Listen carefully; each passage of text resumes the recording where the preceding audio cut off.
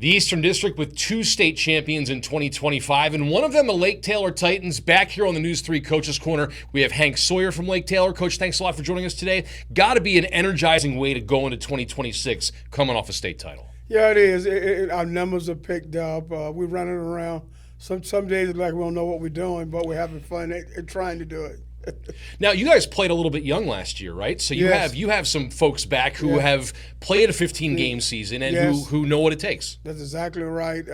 Last year we had 18 seniors, and it's their time to shine now. They had role models in front of them that could kind of help them along the way on what to do. Now they have to be role models for the new kids come in. We only have four seniors. Only four seniors this year. Only four seniors this year. But you have some guys who really have seemed to step up. I mean, when we were out there for your scrimmage on Thursday night, you have some guys who you really trust to take those reins of leadership. Yes, I do. I have four great captains. My quarterback, and he's a free safety. He was first team All-State on both sides of the ball. Elijah Thomas, an offensive tackle. He was All-State. Travis Willis, he was a two-way performer. And Peyton Maddox plays wide receiver, running back, linebacker, and rover. So, and they're just great. They're great students. They're great football players, but more importantly, they're great people. They have great personalities.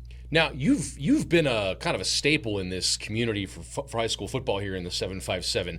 You know, do you look back and you kind of amazed how fast it's gone for you? Yeah, it's going really fast. And sometimes when people are talking to me about some things we were able to accomplish, I'll slip and say, well, who are you talking about? Because it doesn't sound like me.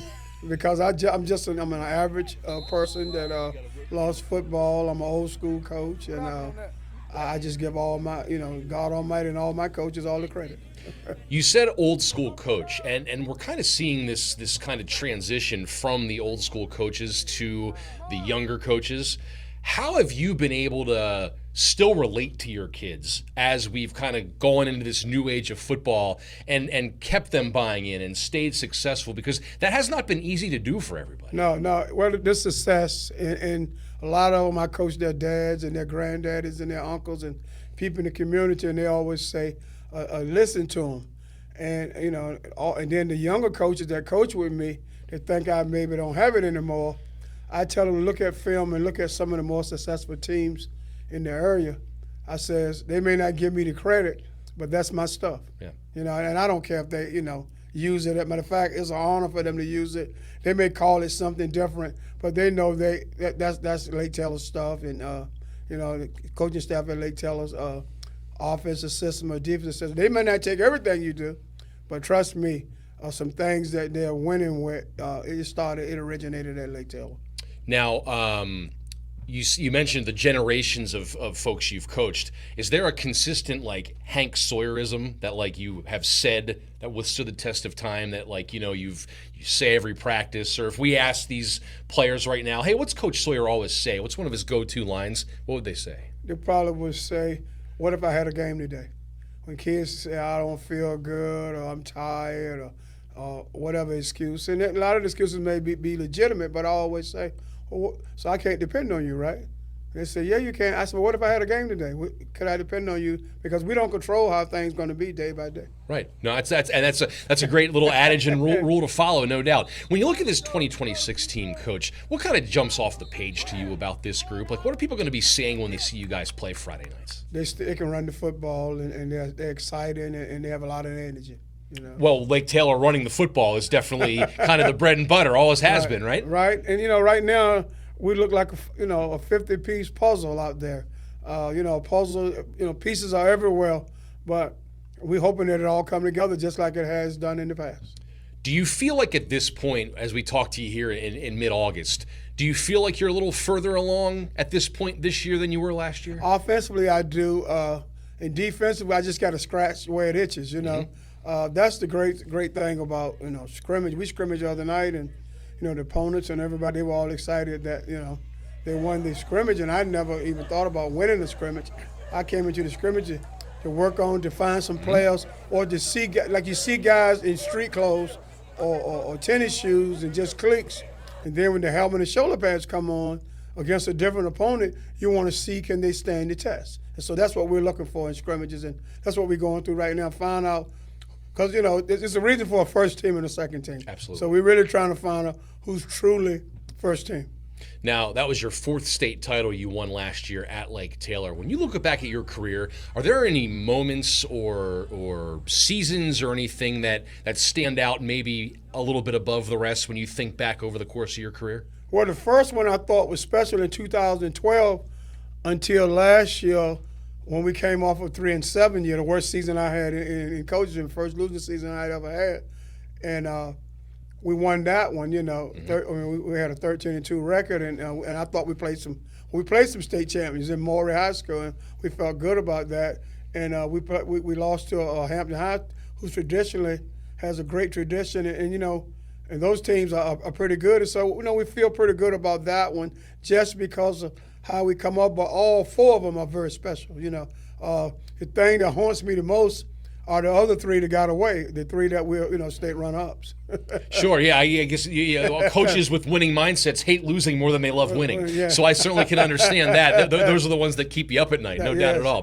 Well, and you've also had the chance, what I think is pretty cool, is to churn out, some NFL guys, like a Jalen Holmes comes to mind, right? I mean, like, there's a guy that helped you guys to a state title, I believe. Yeah, he helped us to the first one, and he made some big plays, not just in the state championship game, but the state semifinal. Yeah, and now you get to see him on that big stage playing on Sundays. I mean, it's got to mean a lot. It feels pretty good. Yeah, and because you know not only the player, but you know the person too, and the family behind him, and everything like that, and what he's been through. So it's got to be neat for you to just kind of see him on that stage. Yeah, I mean, I'm so proud of him, and not just the football part of him, just the young man that he's become, and the father and all, and I'm just so proud of him, and I brag about all of my guys all the time. The one thing I tell people, I'm more proud of the 107 college degrees that my guys have more than anything, because they've gone on to get college degrees, and while all of them aren't playing in the NFL, they're great citizens. They're making great contributions to society. Now, I mean, practice can get a little bit monotonous. If you ever go to a Lake Taylor practice, you might see coach with a trusted assistant out there on the field and your dog. Right. Is that correct? That is correct. Yeah. So every now. I mean, he bonds with me, and he's my child, and he hangs around with me, and the players love him. Sometimes I was like, "What are y'all arguing about?" They're trying to find out which one of them the dog likes the most.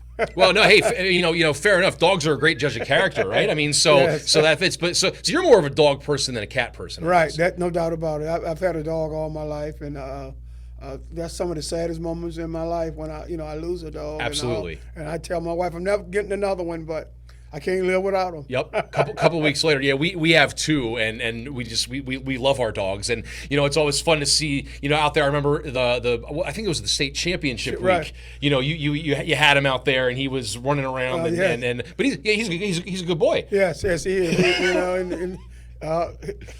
The players laugh because he takes pictures with my ring on. And I said, "Champion has a ring," and we actually named this one after my wife's 4 state championship and my 4 state championships.